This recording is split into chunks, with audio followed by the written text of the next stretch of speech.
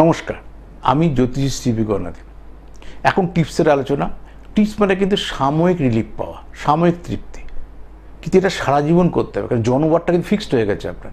এই 7 দিনের মধ্যে আমাদের জন্ম, তা কোনো একটা বারে আপনার জন্ম, কিন্তু আপনার জন্মবারটা কি আমি জানি না, কিন্তু আপনি তো জানেন।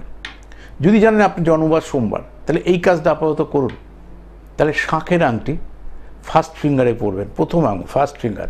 সোমবার থেকে সেই শাঁখের আংটিটা কিনবেন, কিনে নিয়ে এসে পরবেন। সেদিন নিরামিষ খেয়ে যাবেন কিনতে, এসে মায়ের মন্দির থেকে বা বজরংবলীর মন্দির থেকে শোধন করে ডানাতে পরবেন দাদা ভাইয়েরা, বাঁ হাতের ফার্স্ট ফিঙ্গারে পরবেন হচ্ছে মা বোনেরা।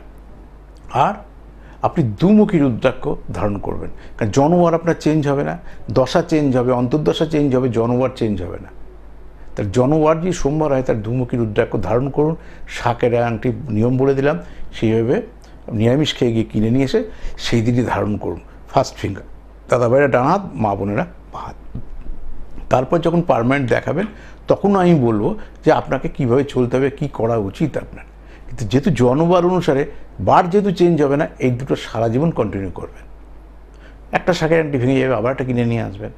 2 বছর 5 বছর চললো, ভেঙে গেল, মানুষই চিরস্থায়ী নয়, জিনিস তো ভাঙতেই পারে, কিনে নিয়ে আসবেন। নমস্কার।